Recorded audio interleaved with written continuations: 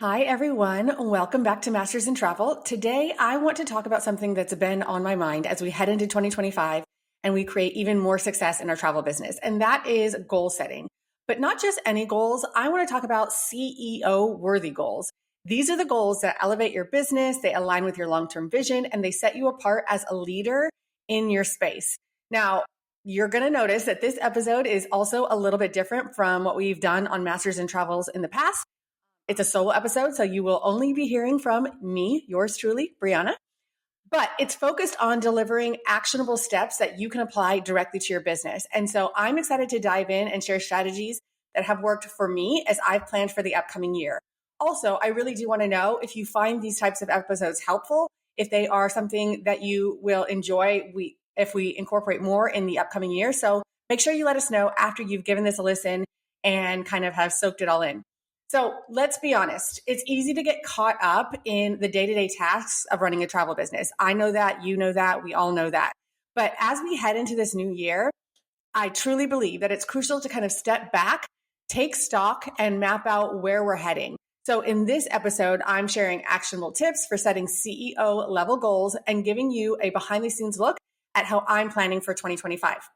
Now, let's start by defining what makes a goal, quote unquote, I'm using air quotes, CEO worthy. CEO goals for me are strategic, they're growth focused, and they're impact driven. So they go beyond the day-to-day tasks and focus on the big picture. If you don't already consider yourself a CEO of your travel business, that's where this is going to start. So press pause, don't collect $200, don't pass go, whatever it is. You really do need to take on this mindset that you are a CEO running a travel business and operate from that place. And that takes time, that takes growing in confidence, growing in your skill set. But as you continue to scale your travel business, I really do think it's important. And I also think it allows you to scale at a much higher level. So let's kind of give an example of how this looks from a regular goal versus a CEO level goal. A regular goal might be, I want to book 50 trips this year. Okay, sounds nice. If you have booked less than 50 trips sounds great. If 50 trips will give you X amount of income, why not 50 trips? But what if we take that type of goal and make it a CEO worthy goal? It could sound something like this. I want to increase the average revenue per trip by 20% and shift our focus to high margin trips over 20K per booking, whatever that is for you. The difference is that the CEO goals consider scalability, profitability, and alignment with our long-term vision. They're not just about working harder, but working smarter. And you can see they're also a lot more specific. I don't know why or how booking 50 trips this year aligns with anything. It is too vague. It is too kind of sounds good, but why? So getting more specific, getting more in line with your vision, that's going to make it a CEO level goal. So take a moment. This is like an action step I want to put in here. Write down, if you haven't already done so, one of your goals for 2025 as you kind of listen to this episode if you're able. And then ask yourself, is this goal driving strategic growth for my business, or is it just about checking off a box? It's very easy in our industry to just kind of throw out these goals that are very generic, very what we hear other people are doing, very random milestones that other people have said are success in the travel industry. But we need to know, what does the strategic growth for our business look like and how we're going to get there that is in alignment. And so it's not about checking off a box. It's not about trying to have the same goals as everybody else. It really is in alignment with you and your business. Before we set new goals, it's important to kind of reflect on the past year. What went well? What didn't? What did you learn? I love this exercise. I kind of spoke about it on Instagram stories at the end of 2024, just kind of sharing what I did and why and how I honestly get away from my whole goal setting and preparation. But it always starts with reflecting on the year that I'm coming out of, because I really believe that sets me up for success, to be in the right mind space and the right headspace, but also just to kind of continue the momentum that's already been started, but to take an honest look at what the last year has given me. So here are some questions I ask myself during this reflection. what were my biggest wins for the year? So for me, one highlight was successfully maintaining flexibility in my team's workload while still delivering exceptional service to clients. This allowed us all to avoid burnout during the busiest travel months. It also allowed me to continue my goal of a very, in this season for me, like work-life balance that sustains me and gives me joy. So I'm incorporating sabbaticals and time off and shorter work days so that I can appreciate and spend time with my family more and take time away from my job so that my job is still lovely and enjoyable. All those things are very important to me. And so when I see that happening successfully and my team working together to cover the amount of business that we have and to feel really great about everybody's workload, that's a real win for me. However, not everything from this past year was a win. And I shared a little bit about that in our end of year kind of shop talk episode. But there are areas where I also have to come to the realization and make note of where I fell short. So one challenge was achieving kind of this balance between growing revenue and focusing on higher margin trips.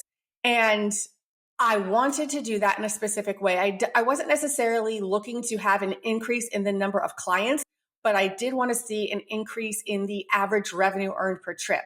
And so it was kind of like even, to be honest with you, in terms of average revenue per trip. And so I'm still looking at how to refine what we're doing so that we're attracting and booking ideal clients who align with those higher margin goals. And I didn't really move the needle in the way that I was hoping to. And so I'm looking at what I did, what the results were, and just kind of really taking stock of what actually happened. And then goals that are going to carry over from the previous year and taking note of, hey, these were the goals that I had in 2024. Where am I at with them?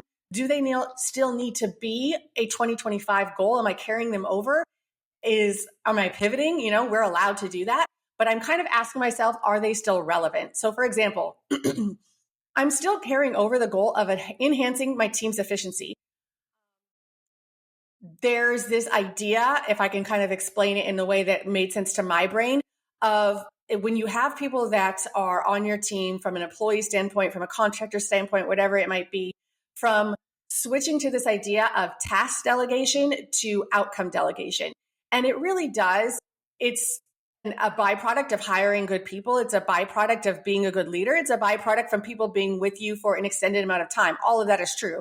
But this is a goal that I think I'm carrying over because I really want to work hard as the leader of my team at Milk and Honey Travels is to lead my team to outcome delegation to where they're empowered to work in a way that is in line with the outcomes that they know are important to Milk and Honey Travels. But this still is going to require further integration, better workflows, all that kind of stuff. So that's a goal that's still carrying over, I think, to 2025. I think another example from my personal business is and I was looking at increasing revenue, but not necessarily increasing the number of trips that we were servicing. Part of that was hopefully seeing an increase in the average revenue earned per trip, but also increasing planning fees. And so I had a slight increase in planning fees, but there is something else that I am going to carry over to 2025 in our fee structure for that part of the way that we earn income and see that like operate in our business that I think I need to give some more thought to, and that I have a new plan for 2025 that I want to see implemented. So that's just kind of outlining for you guys how I take an audit of what I did in 2024, how I list out all of the things that went well, all of the areas where maybe I fell short, and kind of take a look at the goals that maybe still need to be carried over in this new year to see, okay, where am I going to maybe approach it a little bit differently, or just continuing to highlight it so that it remains on the radar of it just needs more time in the oven, so to speak, right? So spend some time reflecting on your wins, your challenges, and your carried over goals, and ask yourself how these learnings are going to shape what you want to achieve in 2025. Now, after you've done all that, you reflected on the past year, it's really time to start crafting your goals for 2025. And the SMART framework is a great tool. If you are not familiar with the SMART framework, that is a specific goal. So it's clearly defined. You're clearly defining what you want to achieve. A measurable goal. So you're setting criteria for tracking progress achievable goal, you're ensuring the goal is realistic. It's not just literally out of thin air based on nothing, that it's relevant, so it aligns with your broader business objectives, and that it's time bound, so it has a deadline. So I think that most of us have probably heard about SMART goals, but I also hear a lot of the times with other advisors that the goal that they outline or that they put at the top of the paper, it doesn't follow this outline. And so make sure that when you are writing the goals, you go through each of those letters to make sure that this is the framework that you're working within. So let's kind of break this down with an example just to make it clear and to make sure that everybody's following along with the way I'm tracking. So maybe you say, okay, my goal is to get more inquiries, right? Now, that's a regular goal. It's not a CEO goal, and it's also not SMART. So how do we change this very vague get more inquiries into a SMART CEO goal? The goal could look like, I want to increase inquiries from ideal clients by 30% by implementing a new social media strategy and website redesign by June 2025. So when you look at the goal, that seems a bit vague, that you're not sure how you're going to achieve, that just sounds good, but has nothing to back it up and no way for you to measure it, then take that starting point and really give thought into how you're going to make it this SMART CEO level goal. So it's specific, right? What is it that you've defined that you want to achieve? I want to increase inquiries from ideal clients, and it's measurable. Set criteria for tracking your progress. You want to increase inquiries from ideal clients by 30%. Great. Now you know what they're at now, what a 30% increase would be. And so you have those numbers and you can measure how you're getting there while the year progresses. If you have, blocked it out by quarters or monthly, you see how you're tracking towards this goal, you have something to measure it against. Now, achievable, ensuring this goal is realistic. I don't want to rain on anybody's parade, but there is so much that we can, and there is not like a single solid, hey, here's the number, this is what it is for everybody. Not at all. We all know that, right? But there is something to be said, but by gaining a little bit of a perspective, talking to peers, asking them, hey, what type of growth did you see from year 1 to year 2? Hey, when you were 5 years in, what was your goals and how easily were they reached? When you were scaling and selling 2 million, were you able to see year over year growth at that same rate? Just asking questions to people in the industry and getting kind of a consensus on what is realistic will just help you understand that the goal you set maybe is too low. It's just not even like a far reach, or it's just way out there. And I'm not saying don't set that goal, but just to know kind of what realistic numbers other people have seen to kind of give you some sort of barometer when you're setting your own goals. Now, relevant, aligning it with your broader business objectives.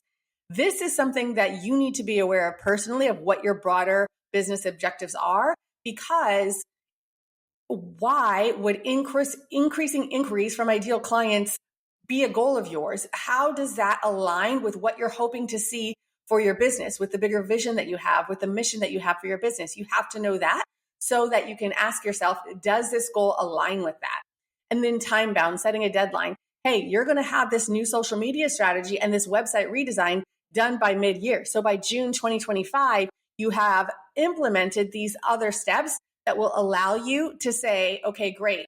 By this time, these steps have been done. And so therefore, the outcome of those steps should show me the thing that I'm measuring, right? So all of those things are really easy to track when you have a SMART goal and you've listed out all of the ways that you are going to be able to achieve it. So the next action step, I would say, would be to write down one goal from 2025 and make sure that it's SMART. And if you're stuck, think about like, if you're stuck of like, okay, what should the goal be? I don't know. There's all these things that I want to achieve. Number one, we can't all eat an elephant in one sitting, or however the saying goes, but one bite at a time, and it might be possible. I like to pick my goals from 4 different pillars, if you will, and I pick only a couple for the year. But the pillars that I use are areas like revenue, client experience, marketing, or team growth. So however you decide to kind of choose that goal or the few goals that you're going to use, start maybe with something from one of those pillars and go from there, making sure that it's a SMART goal. After we've done that, I would proffer to you that CEO worthy goals should align with your long-term vision and core values. I think I mentioned this just briefly a couple of minutes ago, but really knowing the mission, vision, and values of your business is a fundamental part of making sure that your business is headed in the right direction and that your goals are aligned with what you actually want from this business to begin with. So ask yourself these questions. What do I want my business to look like in 5 years? How do these goals move me closer to that vision? So one of my goals, I think I kind of touched on this a little bit earlier, for 2025 is to grow my team's capacity to handle the high margin trips that I desire to work on. And the reason why this aligns with our vision at Milk and Honey Travels is because our vision is to provide elevated, seamless experiences for clients while maintaining a work-life balance for myself and my team. So to achieve this, I'm focusing on refining my workflows, investing in destination training and fam trips for my team, because I need to up level what they're able to do and the types of trips that they're able to work at and the ways that they're able to kind of be responsible for outcome delegation and not just task delegation, because that is what takes things off of my plate. And so overall, everything that I'm doing is in alignment with my bigger vision and goals for my business. And the small steps I'm taking are always kind of checking back. Hey, am I still in alignment? Am I still working towards those same goals? Are these decisions like complementary, or do they not make sense when I look at the bigger vision that I've set out for my business? And so it's something that I'm constantly doing, making sure that I check myself, ask myself, and kind of do that just like inner gut check to make sure that I'm not making just random goals that sound good or that I hear other people making, but that I'm really thinking of what the future vision for my business is and for my personal life and the goals that I take year after year to make sure that those stay in alignment. So you probably heard this before, but goals without a plan are just a wish. And so to make our goals achievable, we need to work backwards and break them into smaller, actionable steps. I want to kind of make sure that this is really clear for all of us, because I think this is where people tend to get stuck. It's like the goal sounds good, it's aligned with my vision, but it stays so big that we don't know how to actually take the steps needed to achieve it. And then we get to the end of the year and it's like a hope and a prayer, like hopefully that happened. But did we break it down into smaller steps to make sure that every month, every quarter, what have you, we are making progress on that goal, but we're doing it in steps that are achievable and not so overwhelming that we just kind of like leave it by the wayside and cross our fingers and hopes that it happens. So let's make this a little bit tangible and take a deeper dive into how to do this. So we start with the end goal, right? For example, increasing average trip revenue by 20%. Now, we're taking a look at what our current average trip revenue is. We're taking a look at what a 20% increase could be. So now we have that measurable part of our goal. And then we're identifying key milestones that are going to help us get there. So first, analyzing our current trip revenue data to identify trends and areas for improvement. What this could look like is, hopefully this is something you're tracking consistently, so you don't have to kind of start this data analysis from scratch, meaning collecting it all and then getting it into a spreadsheet, etc. But if you have this information, you can look at, okay, what are the trends?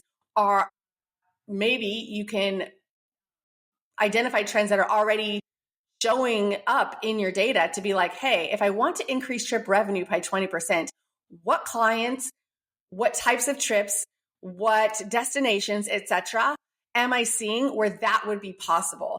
Where can I improve certain areas of my business where that average trip revenue could be increased, whether that's upselling or looking at different client segments, etc. The second thing you could do is maybe pinpoint high margin destinations or services and prioritize those in your marketing efforts. So you might notice after you analyze your data that, oh my goodness, when I book trips to Africa, I actually am making an average revenue of, already 20% or higher than what my average is. Okay, great. Well, maybe I decide to highlight that more in my marketing or certain types of services. If you have like a service suite and there's like an upsell component to what you offer or something like that. If you sell a certain cruises, I'm going to sound like I have no idea what I'm talking about because I do not know much about cruises, but like say for instance, you have a certain cruise line that the revenue that you earn from that cruise line is a lot higher. And you're so, okay, well, how does that find itself in the marketing that I'm doing on the front end so that more people are attracted to those types of services and those types of destinations? And I'm getting more of that coming through the door. You can learn how to better communicate the value of what you do on these offerings to clients, or if your team is involved in any client-facing interactions on the front end, maybe they learn how to communicate better. One of the things that I'm always doing is to kind of really break apart how I'm selling our services on a consult, or how I'm learning to kind of like guide people into the type of trip experiences that I know they're really looking for and that I know that they really will enjoy, even if that's not what they originally stated in their trip design form or something like that. But having kind of that sales technique, if you will, to get better at that part of the kind of process in my own workflow. And maybe you look at adjusting pricing strategies that reflect the premium value of your services. So that could be, like I was talking about earlier, looking at what my planning fees are and how I communicate that value and how I can possibly increase that year over year to add to the average revenue that I'm earning per trip. And so there are different ways that we can kind of identify these key milestones that will overall get us to that increased average trip revenue. It's also important, like we talked about, to make sure that there's deadlines for each milestone. So this revenue analysis, maybe you can do that by the end of January, right? Maybe the marketing materials and the strategy for that is done by the end of March, and so on and so on. So once you have the big SMART goal, and once you've broken down the different ways that you feel like you're going to get there and the key milestones that you need to achieve, you give essentially due dates to each of those milestones so that it makes sense and it is worked into your overall workflow, your overall daily tasks. And it's not something you wait to the end of the year to be like, oh, wow, did my marketing strategy change? Did I implement new strategies with all of this data that I kind of audited and looked at? You have to kind of give yourself a way to look through all of this data, but then give yourself deadlines for each milestone that you've created. So that's a really important part of the process. So the action step for this section, I say, would be to take one of your SMART goals and outline 3 to 5 milestones with deadlines. And the key thing to ask yourself is, what small steps can I take today to get closer to achieving this goal? Because every milestone is going to have like these subtasks attached to it as well. The better you can get at working backwards and breaking it down into digestible pieces of, tasks, or however you look at it, the easier it is to, number one, actually make progress, but also see what's working and see where you maybe have to try something different. But the key is milestones for each goal, under those milestones, key tasks, and then deadlines for all of it, so that you are tracking and keeping track of how you're moving towards these goals as the year progresses. The final step in all of this is staying accountable, because even the best goals can fall by the wayside without regular check-ins. So a few strategies that I myself use and that I think is going to be really beneficial for you as you really kind of take the reins on these CEO worthy goals is to schedule monthly if you can. I like to do this a couple of times a month, but they're basically CEO check-ins. It's where you're able to review progress, make adjustments. Essentially, you're working on your business and not in it. And this time is critical. And it's also set, you don't move it, right? When you have a CEO kind of time in your calendar, that ensures that not only your business, but your brain has an understanding of how important this time is, and that's the thing that you're working on. That's the thing that is getting your time. That's the thing that's getting your energy. So it's not your email inbox. It's not clients with their emergencies. It's not all the other things that can come up on a day-to-day basis. What you're hearing me say is you're not going to wake up one day and all of a sudden be like, wow, I have nothing on my calendar. Let me go ahead and do some work on my business. It really has to be the time that you set apart and that you schedule so that you have these check-ins to review your progress on the milestones that you've created with the due dates associated with them. So you're able to adjust, you're able to review, and this is how you keep things moving forward. It's also can be really helpful to have an accountability partner, maybe somebody in a similar season of business, or joining kind of like a community like the Advisor Accelerator or mastermind group, just another place where people are acutely aware of your own business and vice versa, but where you're able to kind of like share, hey, make sure that I said I wanted to do this. Can you check in and make sure that I have? Hey, I'm working on this marketing strategy. Can I run this by you? The different things that come about when you have kind of a group of people who are holding each other accountable makes this really powerful and easier to do than when you're just trying to do it in silo or all alone. And then just remember to celebrate wins, big or small, because this is what helps us stay motivated. So when you do kind of hit one of the milestones that you set for your goals, celebrate that. Like make it a point to really acknowledge the ways that you're making progress in your business. It's not always going to be this straight line up and to the right, but that doesn't mean that there are not always ways that we can celebrate where we are making progress, where we are getting closer to our goals. And that also keeps us really, really motivated. So I commit to quarterly team reviews. But what I do on a monthly basis is making sure that I am looking over things twice a month, reviewing my numbers, reviewing my goals, looking at percentages and year over year to kind of see how I'm tracking.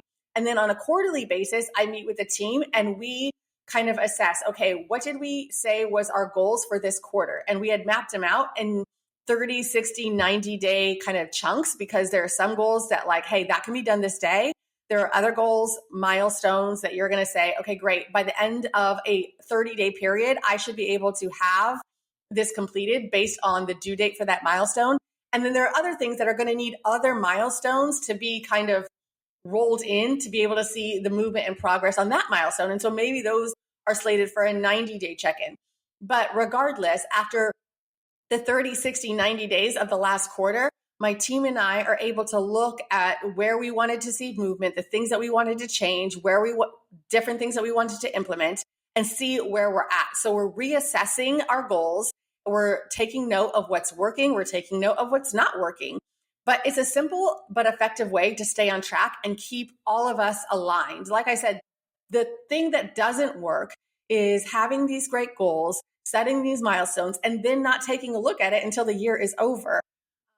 You don't have the ability to kind of assess as you're going, to pivot, to analyze, to make changes if needed. And so it's really important to kind of have those checkpoints and those reviews built in and somebody to help you stay accountable to the goals that you've made. So as we head into 2025, I just encourage you to take the time to set CEO-worthy goals that truly elevate your business. And this is not about working harder. It's about working smarter and building a business that aligns with your vision. So block that time this week to reflect and set your goals if you haven't already. Share them with me. You can do that in the Instagram DMs. If you're part of Advisor Accelerator, you can share them with me in our Facebook group. But I'd love to hear what you're working towards and the milestones you set up to get there. Thanks for listening to this new style of episode. I hope you found it beneficial. If there are ways that we can make it more helpful and more beneficial, please let us know because that is the overall goal and point of this podcast. But here's to a successful and inspiring 2025. Thanks so much.